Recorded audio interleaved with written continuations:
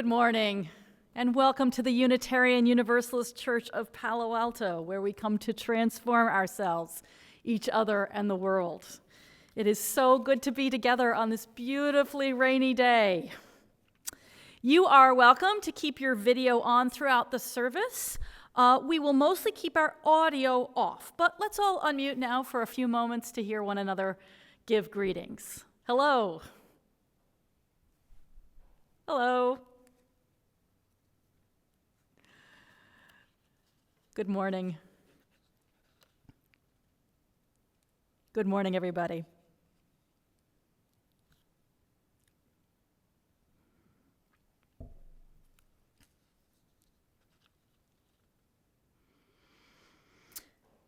You can see the order of service by following the link in the chat. There's lots going on, including shortly after the service today, so don't miss out on checking out the events going on throughout the week here.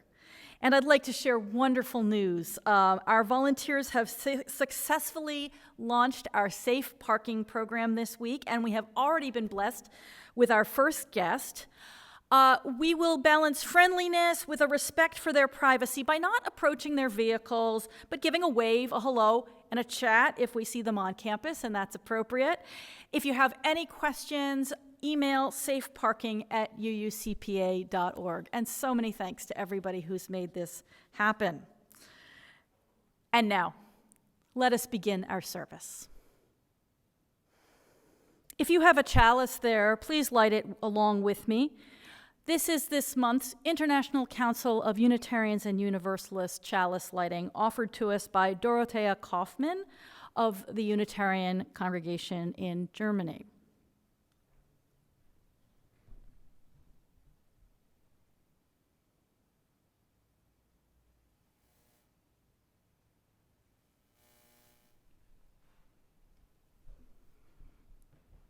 I offer it to you in English translation. First, a quote from Goethe. "If not the eye was like the sun, it could not see the sun's majestic shine.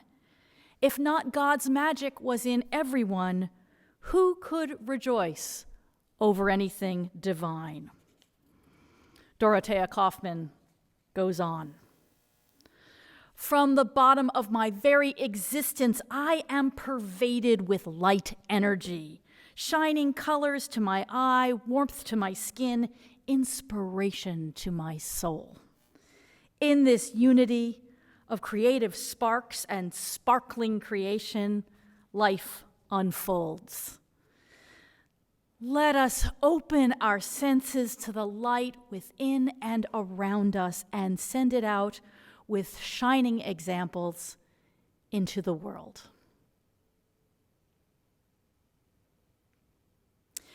With our centering words each week, we draw on the many sources of our living tradition. Today's words are from Tariona Tank Ball of the band Tank and the Bangas. "Remember to get carried away. To be grounded is for plants." As we follow the sound of the bell into silence, let us become centered and fully present in this place and time together.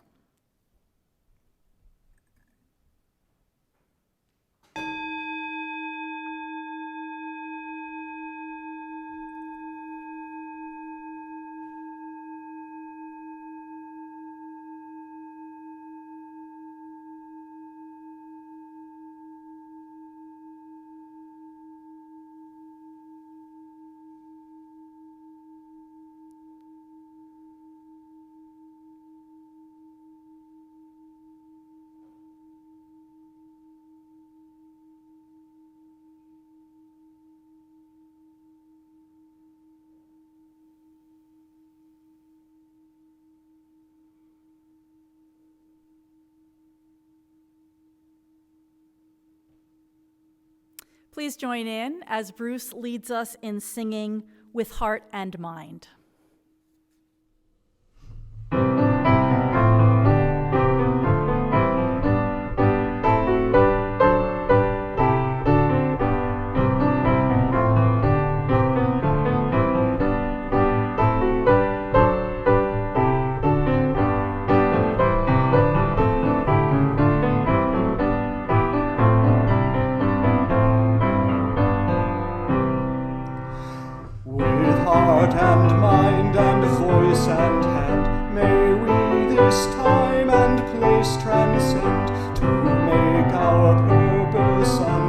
stood, a mortal search for mortal good, a firm commitment to the goal of justice, freedom, peace for all.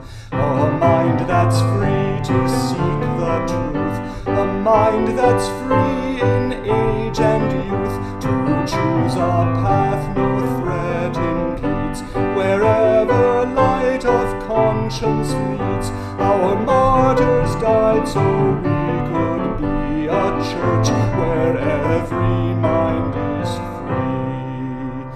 A heart that's kind, a heart whose search makes love the spirit of our church, where we can grow and each one's gift is sanctified and spirits lift, where every door is open wide for all who choose to step inside.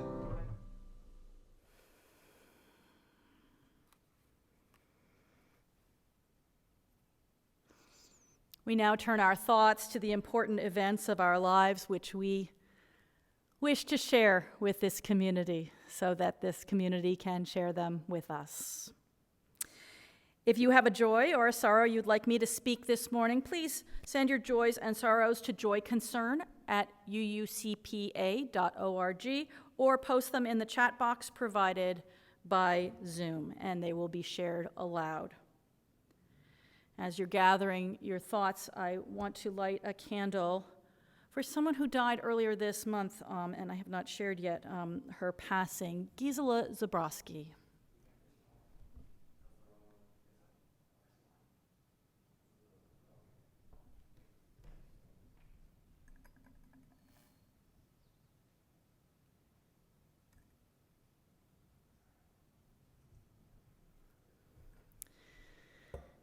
Gisela Zabrowski has left this life after many years and many years of membership in this congregation. Looking at the spot where I could always count on looking down and seeing Gisela sitting here on a Sunday morning. We'll miss her very much. The memorial service will be scheduled probably for some time next month, and we're talking to her family about that right now. And speaking of memorials, I want to remind you that Dick Slocum's memorial is set. We'll make sure that that is also broadcast to the congregation via email. That service will be 2 weeks from today, November 7th at 3 p.m., right here in the main hall. Then let us take a few moments. Many people shared last week how one of the things they do is send out their concern, their celebration to those who have brought us joys and sorrows this week. Whatever it is that you do with this time of silent prayer or meditation, let's honor that and make space for it right now.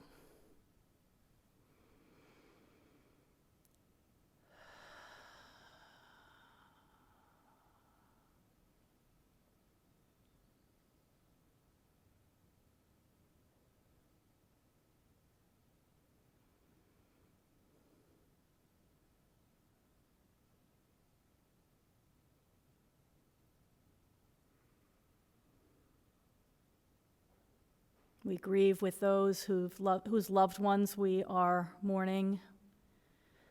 We celebrate with those who are reunited with family.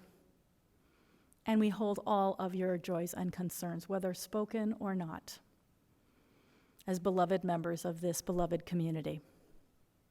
Blessed be. Now please join in as Bruce leads us in singing Faith of the Larger Liberty.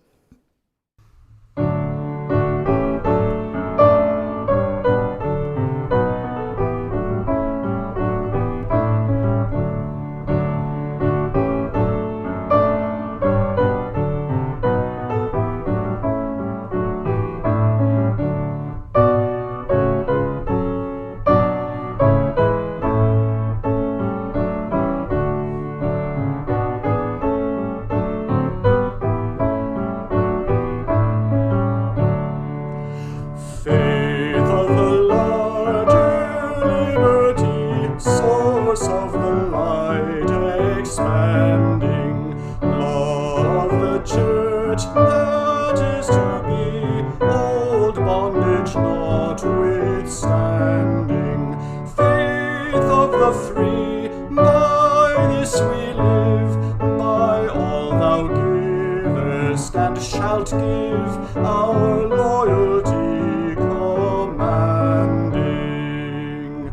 Heroes of faith in every age, far-seeing, self-denying, wrought an increasing heritage, monarch and creed defying.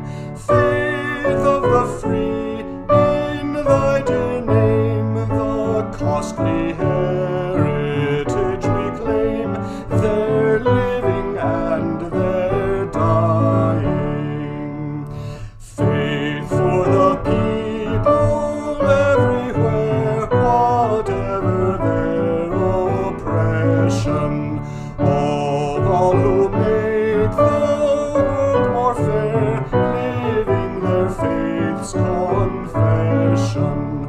Faith of the free, whate'er our plight, thy law, thy liberty, thy light shall be our blessed possession.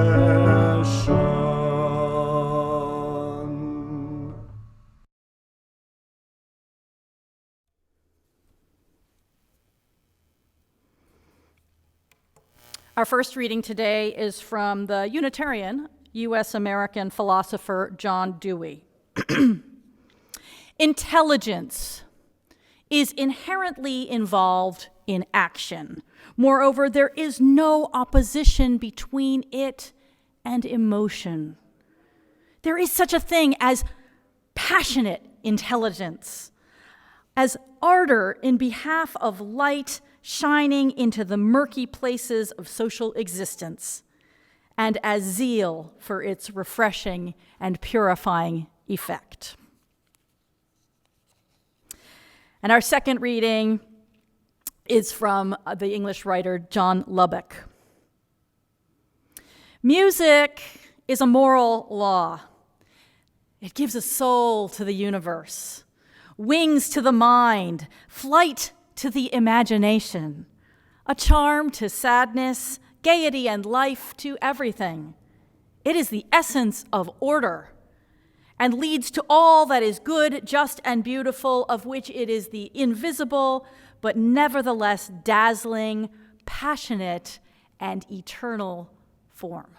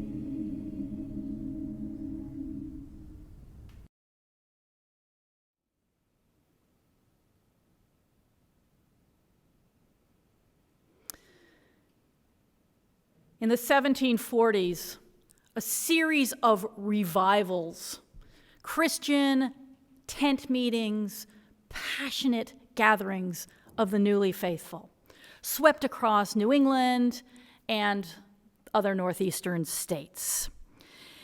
It brought thousands of people to their feet and to God in following passionate, charismatic preachers, beautiful music.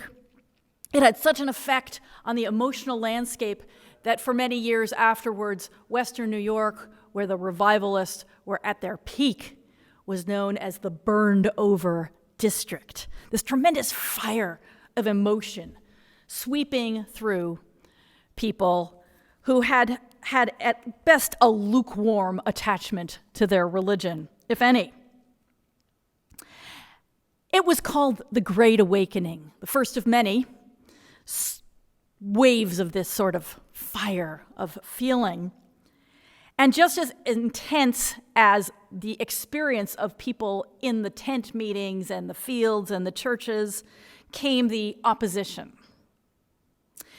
And as one of our historians of Unitarianism and Universalism writes, few opposed the intense revival that swept his region in the 1740s with the tenacity and vehemence of Charles Chauncey, a serious and scholarly man given to neither great emotion nor large ambition. Chauncey found in the Great Awakening not only a source of personal passion in his dissent to it, but even more surprisingly, a role of leadership in a movement that neither he nor anyone else in New England had contemplated. It would come to be called Unitarianism. He was strongly opposed to the Great Awakening, and as a result, one of his great commitments in the proto-Unitarianism that he formed was a commitment to logic and reason in theology.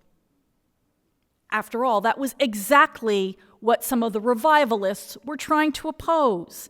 They thought that religion at the time was too much focused on head knowledge, and they wanted the heartfelt emotions of conversion to sweep over people, carry them away, because being grounded is for plants, as somebody said a few hundred years later.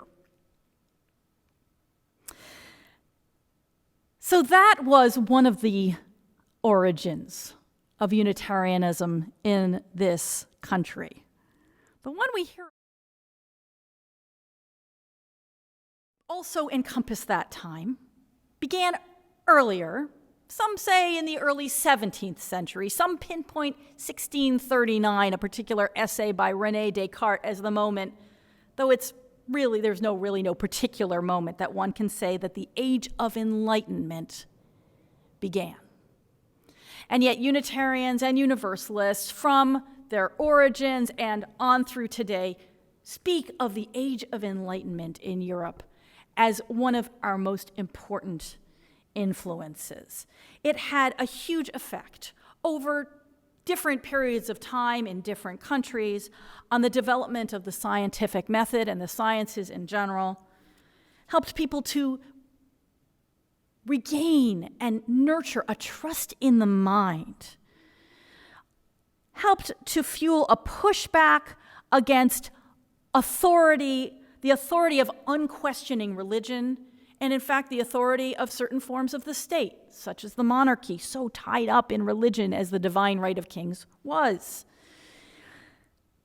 The Great Enlightenment gave rise to a sense of authority of us human beings to determine our own actions, govern ourselves, govern our own decisions, and govern ourselves as communities, as societies.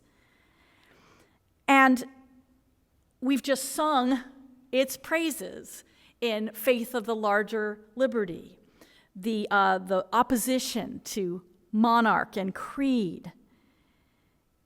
The Age of Enlightenment surely deserves much credit for opening up the kind of freedom that we value so much, both in our country and in this religion, the freedom to use our minds and to trust them. So we have these two movements. The Enlightenment giving rise to a trust in reason and a distrust of the authority of those who would appeal to emotion, such as the church. And then the Great Awakening, which said emotion is central to religious being. And according to David Robinson and other historians, the one who I was just reading, it was opposition to this very tendency in the Great Awakening, this emotional fervor. It was opposition to that prodded our faith into existence. Even before things really got humming about 100 years later with those who gave us our name of Unitarianism. It took some time for us to stop saying, like Charles Chauncey, what we were against, and start saying what we were for. We're still working on it. And I think that Chauncey set us on a road of something that we're against, being unfettered emotion. And we're still struggling with that heritage also. It's so wonderful to have a community where you don't have to check your mind at the door. We say that often in our description of what drew us here or kept us here, in our descriptions to friends about why this might be a religious community to them when they have distrusted religious communities as places of unreason and unthinking dogma and being carried away by a desire for certainty when there really is no certainty that the mind can have. We can bring our doubts here.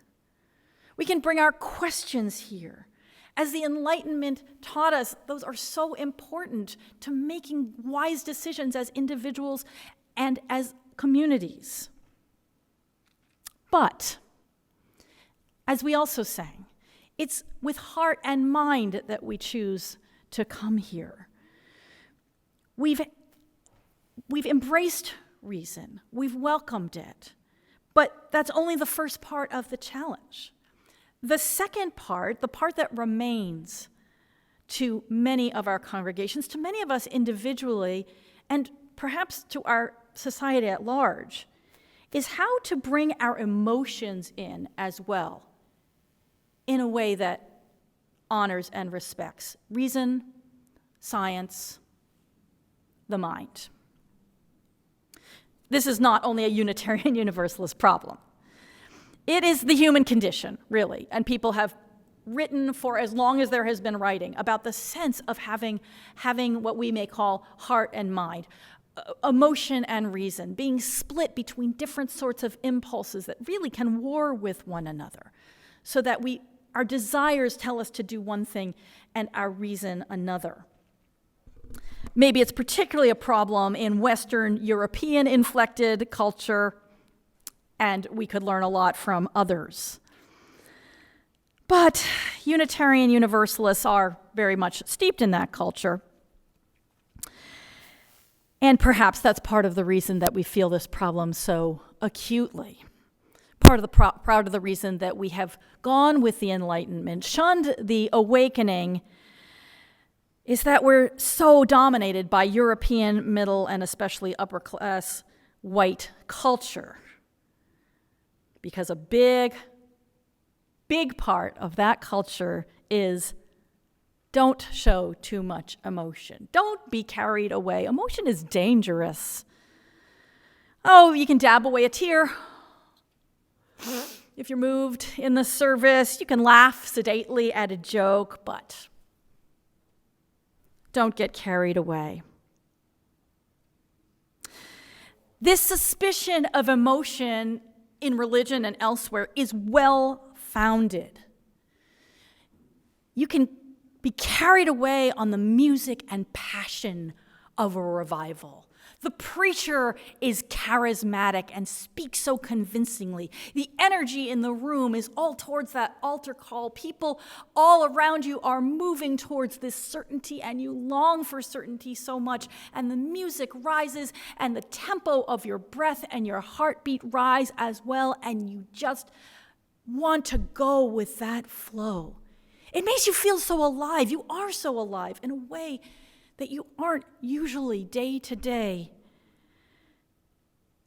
And then the next morning, one might wonder, was it real? Do those emotions carry us through? Do they help us make the decisions that we need to make? Are they enough? Are they trustworthy? Doubt, reason, is our check on being carried away in a dangerous way. And we have seen in the centuries since the Great Awakening just how dangerous it can be. Even then, even the revivalists and their supporters knew that emotion isn't enough. It isn't all. But they hoped that it would bring people in the door of belief and conviction, in a way that no rational argument ever could. But people have also been unscrupulous since then, before then, and tragically, devastatingly to our world since. Skilled politicians know how to work up a crowd. It leads to riots and genocides when people follow just their emotions and don't allow that check of reason to say, well, wait a minute, how do I actually want to be? What would actually help us to be a healthy community? And on a smaller but still frightening scale, we've seen it at work in the politics of the United States. The belief in science has plummeted so that we're having arguments that we didn't even think were arguments anymore, such as whether the earth is spheroid or flat like a table. And of course, we see its effects in the people who simply choose to ignore the expert opinions as if there's something bad about applying science to questions of medicine here in this time of pandemic. We don't want to live in a world where people's emotions rule over their reason. We've seen it, and it's really deadly. And yet, the old either-or doesn't serve us very well. The clinging only to reason at the cost of emotion doesn't serve us well. That quote about letting ourselves getting carried away, that came my way from an essay by Dero Farrer, who is a music director of a Unitarian Universalist congregation north of here. He talked about going to a concert of Tank and the Bangas, and how it was hard for him to allow himself to be carried away by the music. He was trying to be staid. He was trying to be in keeping with the dominant culture, the culture that he serves in that congregation, and the culture which his own subculture of African Americans has said, don't let your color show too much. Don't get carried away, or you won't be able to succeed in that dominant culture. You won't be taken seriously. You won't be respected. He felt it even in a concert. Even though he's a musician and is all about helping to carry people into heights of emotion through music. He was trying to get not too far out there, and he said, at that moment, the lead singer spoke, and it felt like the words were directed right at him. You got to let yourself get carried away. Being grounded is for plants. Now, being grounded is a fine thing, but not if we never let ourselves get carried away.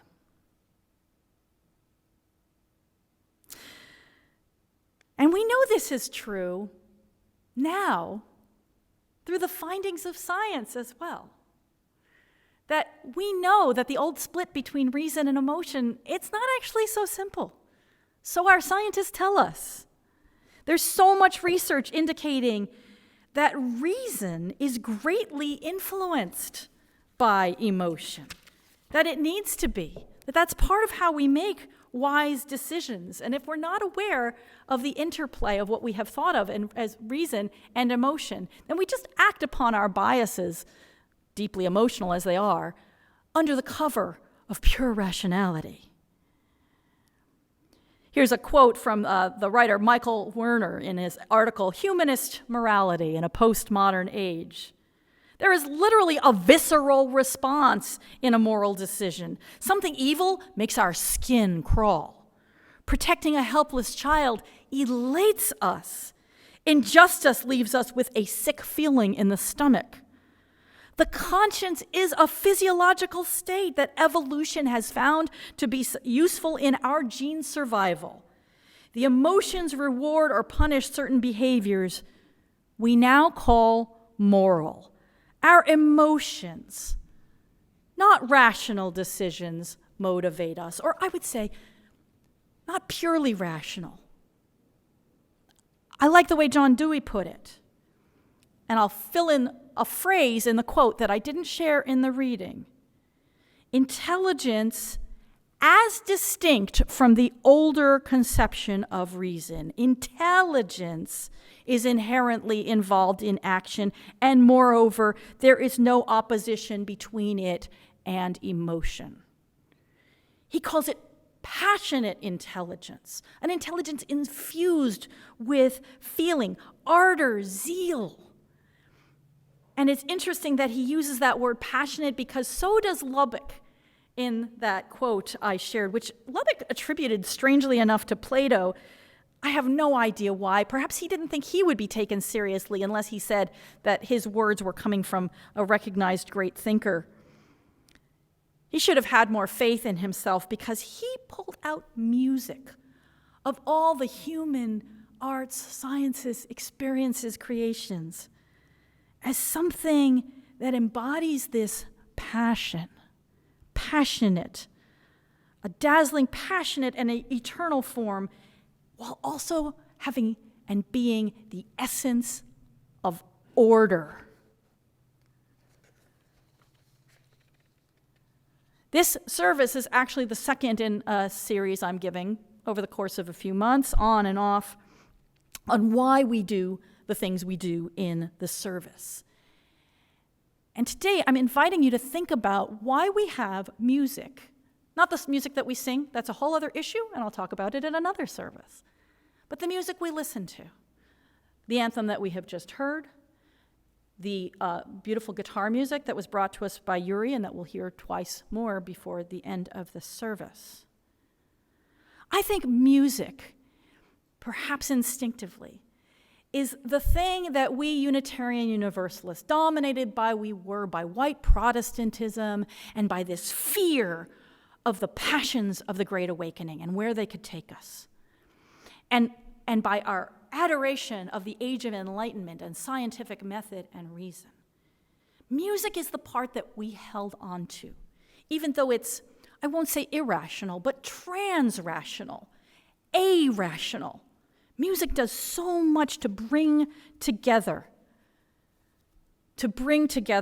emotion and what we have called reason into something that I think is akin to Dewey's passionate intelligence. I think that for any religious community to thrive, to really feed the spirit, it needs to speak to the emotions as well as to the reason. It all needs to be welcome in our doors, not left outside at the threshold. And I think in our growth into that mature faith, not the one that was just rejecting the Great Awakening or following like an idol, like a fan, a groupie after its idol, the Enlightenment. I think for us to grow up into a mature faith, the saving of us will be music. It's the part of the services that doesn't offend our love of reason, but taps into emotions. Music bridges the body and the mind, the senses, the feelings, like Lubbock's words about it convey. I like that pairing of music as the essence of order and something passionate, as something that gives a soul to the universe and wings to the mind. Now, different music appeals to different folks, of course. Perhaps today's music sends you soaring, and perhaps not. We can't have every genre every week. And the question of which kind of genres to welcome into our services is also an ongoing conversation, and one that I'll be embracing and continuing in our services. But I'd like to suggest that you listen to the music for the remainder of the service, whether or not it's particularly the kind of music you turn on in your leisure time. Listen to it with that intent, to allow it to move you beyond reason, not out of its reach, but into a realm where feeling can blossom, a place where the division between reason and emotion can be revealed to be illusory. If it's hard for you to get into this particular music that's before us right now, then try really listening closely. Just listen to the vibration of that string, the way it vibrates the air, and the miracle of music, that something so simple, this simple sensation, can reach right in and transform our feelings. Just go in really close and hear what it has to say.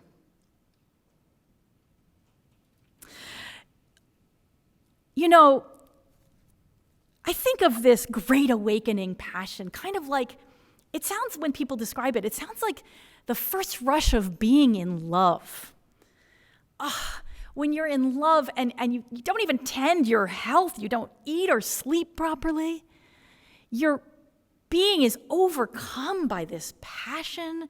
You don't make very good decisions.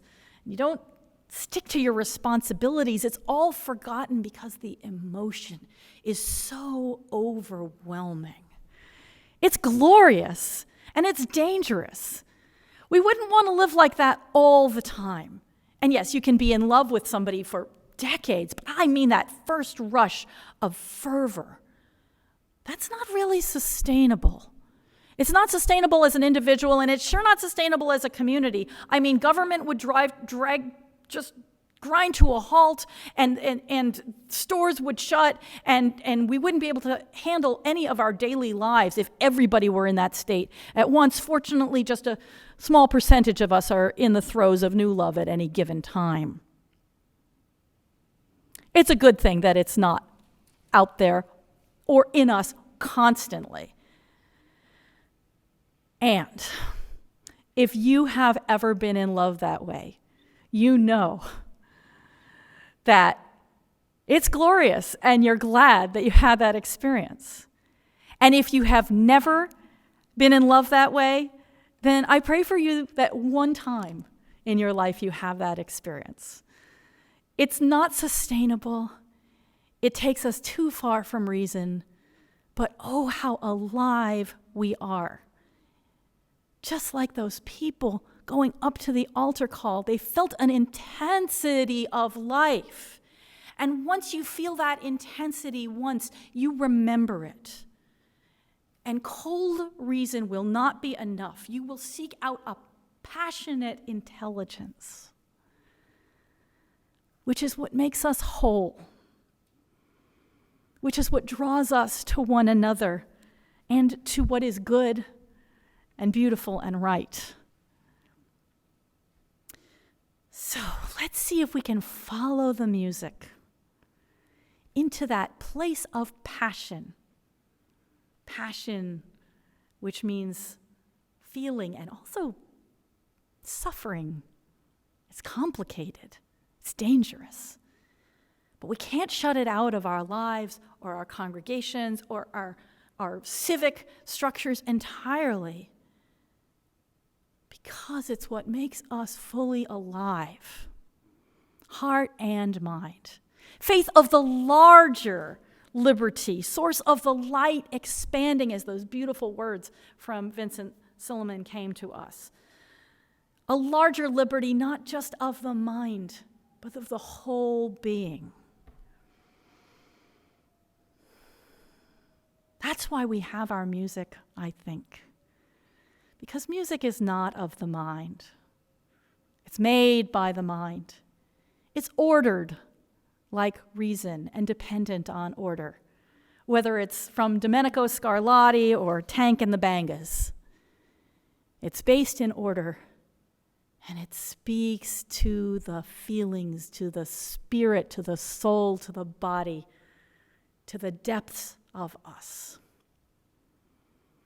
So let us listen to our music in the rest of the service as a spiritual practice, something that invites us to get a little carried away, to not be afraid that we will not be grounded again. We are grounded here in the music itself, and it will allow us to soar.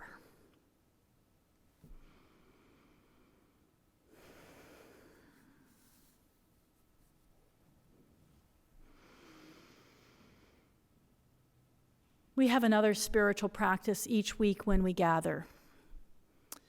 This practice of gratitude, of receiving and of giving.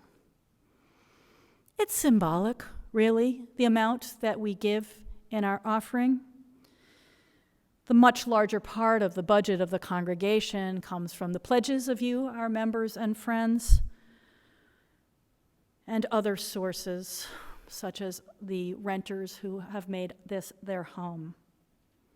And yet we give each week because it expresses this need to give out of our generosity, to receive the gifts of others.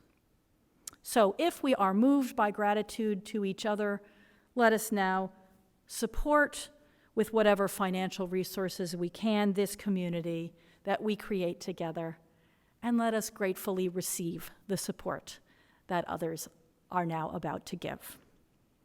The order of service gives a QR code and a link and also information on using text to give via Give Lively. Give a part of your mind to putting in those numbers and completing that web form, and give both your mind and your heart to the beautiful piece that Yuri will now be playing for us.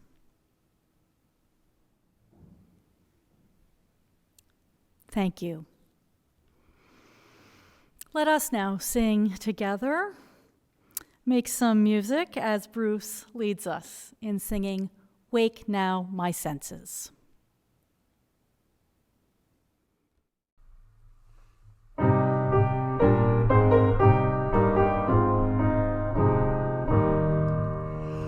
Wake now my senses and hear the earth call. Feel the deep power of being in all.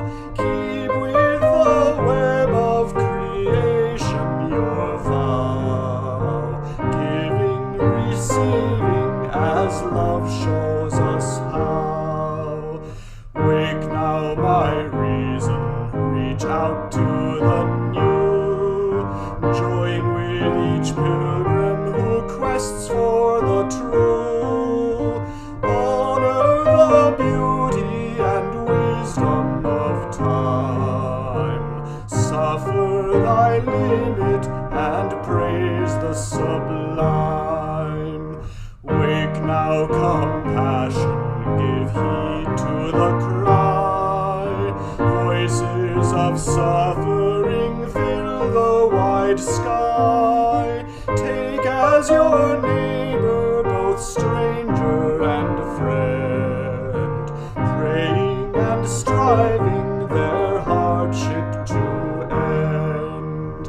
Wake now my conscience, with justice my guide.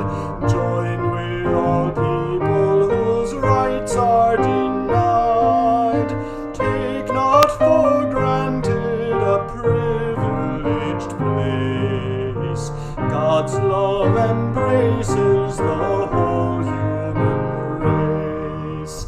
Wake now my vision of ministry clear. Brighten my pathway with radiance here. Mingle my calling with all who will share. Work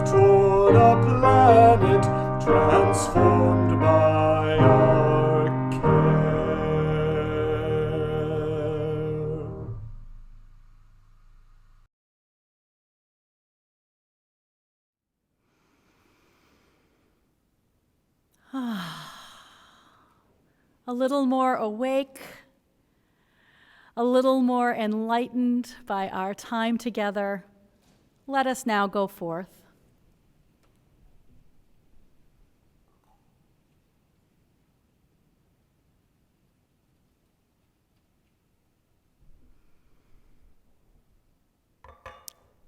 Taking forth with us that power of love that will light the way of all whom we meet.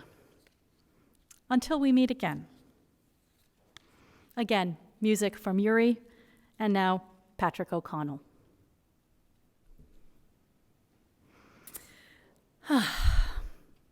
Please do stay after the benediction for our virtual coffee time. You'll be invited to small group conversations in our breakout rooms, or you can stay here in the main room with me to discuss the service and its topic. Folks in small groups are eager to greet you if you're a newcomer and make you feel at home. And also, if you're new, do watch out for John Wright, who's our membership engagement coordinator. He'll be looking for you, but he's quite new, so he doesn't always know which names are new himself. And if you reach out to him, he'll be glad to help you find your way here at UUCPA.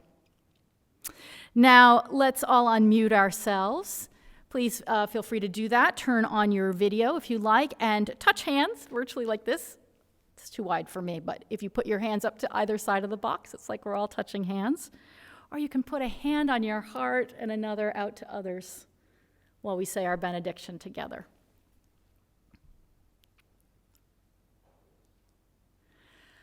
Go out into the world in peace. Be of good courage. Hold fast to what is good. Return no one evil for evil. Strengthen the faint-hearted. Support the weak.